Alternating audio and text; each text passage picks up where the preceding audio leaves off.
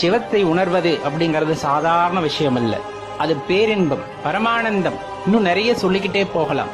அப்படிப்பட்ட அந்த சுவையை அனுபவிக்க வேண்டும் என்றால் அவற்றை முதலில் உணர வேண்டும். அன்பே வடிவானவர்கள் அந்த உண்மையான அன்பை அடைய வேண்டும், அந்த அன்பை உணர வேண்டும் என்று நாளும் நாளும் ஒவ்வொரு நொடி பொழுதும் அதற்காக ஏங்கி உருகி அந்த என்பெல்லாம் உருகி போய் அன்பாலே நனைந்து கொண்டிருப்பவர்கள் தான் சிவனடியார்கள்.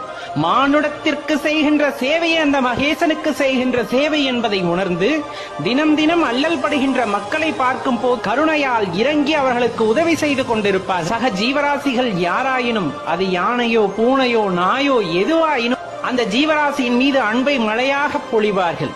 தனக்கு இல்லை என்றாலும் அதன் பசியாற்றி விட்டு தன்னுடைய வயிற்றுக்கு இருந்தால் ஈவார்கள், இல்லை என்றால் அமைதியாக படுத்துறங்கி விடுவார்கள். அவ்வளவு சிறப்பான தன்மையுடையவர்கள் சிவனடியார்களும் சிவபக்தர்கள். சிவனை வழிபட்டாதான் என்ன சொர்க்க